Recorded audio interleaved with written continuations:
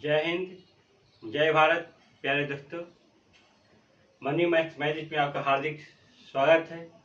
तो आज हम लोग ज्योमेट्री का लास्ट क्लास मिसलेनियस के रूप में लेते हैं। नेक्स्ट में आपको मेंस्ट्रुएशन स्टार्ट किया जाएगा। जैसे ज्योमेट्री आज खत्म होगा, नेक्स्ट क्लास आपको मेंस्ट्रुएशन। आप लोग आशा करते हैं ज्योमेट्री का जितना पढ़ाया सभी का यूज कुछ न कुछ मेंस्ट्रुएशन में आपको दिखाई देगा। ज्योमेट्री का ही पार्ट आपका मेंस्ट्रुएशन है। तो यहाँ पर फार्मूला बेस आपका है, ज्योमेट्री याद रहेगा, दिमाग में सेट रहेगा तो मेंस्ट्रुएशन बहुत इजी वे में आपको समझ में आ जाएगा। ठीक है, नेक्स्ट क्वेश्चन हम लोग क्वेश्चन की ओर बढ़ते हैं। ज्योमेट्री का मिसलेनियस में क्वेश्चन जैसा बोलेगा वैसा हम लोग करते हैं। हम अपने मन से कुछ नहीं करते। हम भी एक विद्यार्थी हैं, गुरु कभी नहीं होना चाहिए। कभी का ऐसा होता है कि छोटे विद्यार्थी से भी गुरु को सीख मिलता है। सीखना, लर्निंग क्या करता है, लर्निंग हमेशा सीखने का अर्थ करता है। कभी भी सीख सकते, ये नहीं कि एक स्टेबल हो तो हम लोग पूरा सीख गए तो गुरु होगी, नहीं। किसी भी स्टेज में आपको सीखने का मौका मिलता है। जब आप सीखने का मौका प्राप्त करके सीखते हैं तो आप एक बार क्या है, विद्यार्थी ही। हम लोग देखते हैं ये हमेशा विद्यार्थी बन के रहिएगा तो आपको हमेशा सीखने को मिलेगा। आप जैसे ही आप सोचे कि मैं गुरु हो गया हूँ, टीचर हैं, तो आप कभी नहीं सीख पाइएगा नया चीज। इसे नया से सीखने की प्रवृत्ति हमेशा रखिए। देखते हैं हम लोग क्वेश्चन के साथ। त्रिभुज एबीसी की भुजा बीसी को डी तक बढ़ा दिया जाता है यदि ACD बराबर 120 डिग्री और ABC बराबर हाफ CAB, तो त्रिभुज एंगल ABC का मान क्या। बहुत अच्छा क्वेश्चन, लाजवाब क्वेश्चन है। क्वेश्चन बोला है ABC को भुजा BC को इस प्रकार D तक बढ़ाते हैं। कहाँ तक? D तक के। तो सबसे पहले हम मेरा त्रिभुज का निर्माण करते हैं। ABC जो कि BC भुजा को D तक बढ़ाया है। अब आगे क्या करता है, ACD जो वैल्यू होगा मेरा कितना, 120 डिग्री का वैल्यू हुआ ACD। अब कहता है ABC और हाफ CAB। अब ये हम जानते हैं ये दोनों कोण बराबर एक कोण जानते हैं। एक्सटर्नल एंगल बराबर हम यहाँ पर जानते हैं angle ABC plus angle BA। चलिए CAB थोड़ा अच्छा रहेगा, ये CAB बराबर आपका एंगल ACD। ये कोण ये कोण डिवाइड करके ये कोण क्या होता है, आपस में बराबर होता है। देखते हैं। अब मेरा मालूम है, यहाँ पे बोला है E जो है इसका आधा है, ABC जो है CAB का आधा है। इसको मान लेते हैं 2 होगा तो ये आपको क्या हुआ, 1 होगा। मानते हैं जैसा बोला है, हम अपने मन से खुश हैं। जैसे यहाँ पे आप कहा है एंगल ABC बटा एंगल CAB बराबर 1/2। ठीक है, यानी CAB आपका 2 है तो ये आपका ABC 1 है। तो यहाँ से मान बैठाते हैं ABC 1 प्लस 2। क्लियर है, CAB बाय आइए वैल्यू दिया हुआ है कितना, 120 डिग्री। तो यहाँ 3 के बदले मेरा कितना दिया हुआ, 120 डिग्री आपको दिया हुआ है। कितना गुना करना पड़ा, 40 से। ABC का मान कितना हो जाएगा, गुने 40 समय 40 डिग्री का प्राप्त हो। यानी ABC का जो मान आया कितना आया, 40 डिग्री। अब ये पूछ सकता है कि ये कोण कितना होगा, BAC कितना होगा या CAB कितना, डबल हो जाएगा। चलो ना 80। आप प्रूफ कर सकते हैं ये कोण कितना, ये कोण पूछता है तो हम इतना करने की जरूरत नहीं रहता। एक लाइन पे बना कोण कर देते हैं हम लोग। 180 120 में 180 में 120 घटा से 60 होता है। मैं पूछा ये कोण, ये दोनों को पूछे तो आपको ये करना पड़ेगा। इतना कितना 80 हुआ, 40 8 4 12 60 कितना 180 आया। तो यहाँ प्रूफ है तीनों कोणों का योग 180 डिग्री होता है। ठीक है, नेक्स्ट क्वेश्चन की ओर बढ़ते हैं। त्रिभुज एबीसी के आधार बीसी को दोनों ओर बढ़ाने पर उस पर बने बाह्य कोण का 120 डिग्री और 105 डिग्री है, तदनुसार त्रिभुज के शीर्ष कोण एंगल ए का माप कितना। बहुत अच्छा क्वेश्चन, लाजवाब है। कहता है त्रिभुज एबीसी के आधार बीसी को दोनों ओर, दोनों साइड बढ़ा रहा है, इधर भी और इधर भी।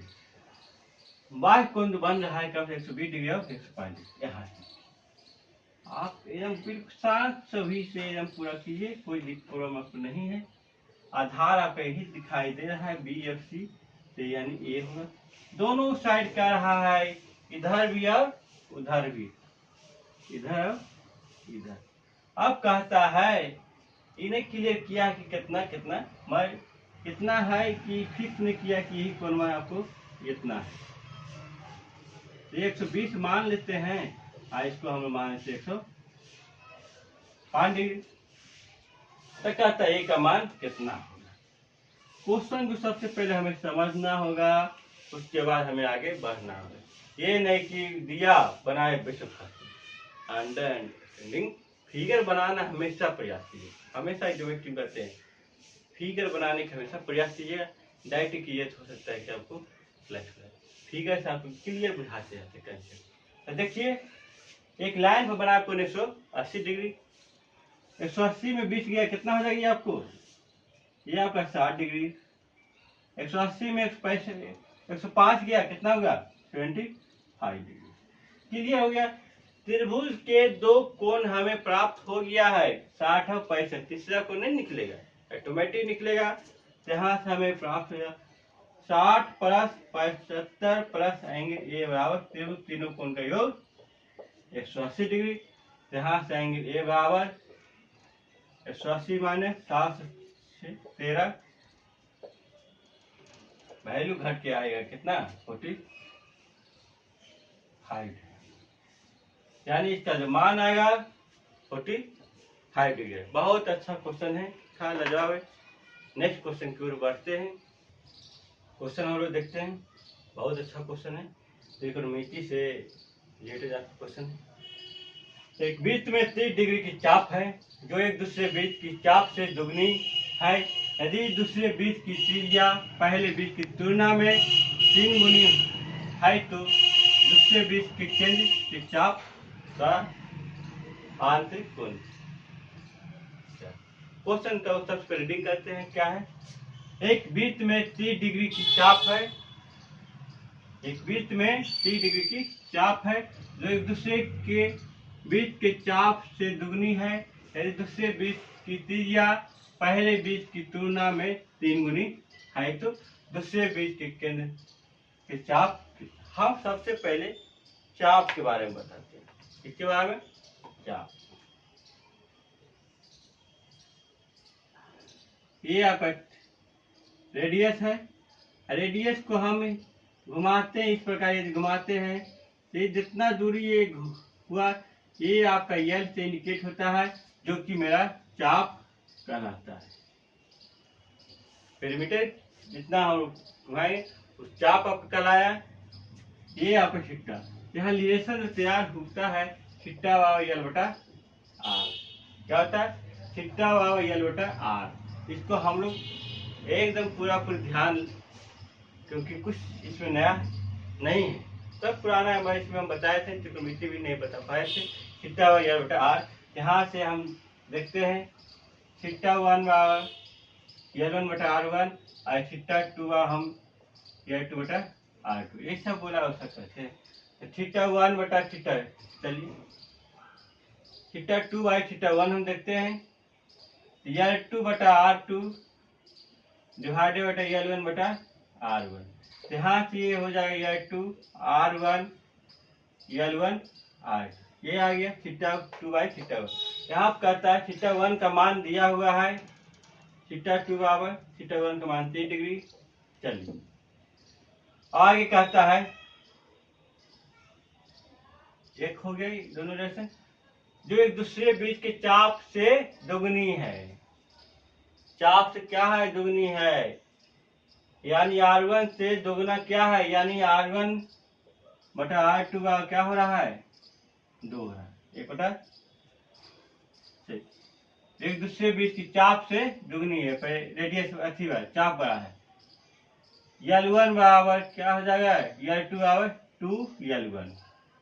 दूसरे बीच की चाप, एक दूसरे बीच की चाप से दुगनी है, दूसरे बीच की, यानी यहाँ से क्लियर हो जाएगा, दूसरे बीच के चाप से दुगनी है। L2 बराबर L1, दूसरे बीच के चाप से क्या है, पहला दुगना है। ठीक है, अब आगे यहाँ से रिलेशन तैयार हो जाएगा आपको, L2 बाई L1 बराबर 1/2। अब आगे क्या है, एक दूसरे बीच की त्रिज्या पहले बीच की तुलना में 3 गुनी है। दूसरे बीच की त्रिज्या है पहले बीच की तुलना में 3 गुना है, यानी R2 बराबर भी यहाँ क्या है, 3R1 है। यहाँ से वैल्यू पुट हो जाएगा, R2 बाई R1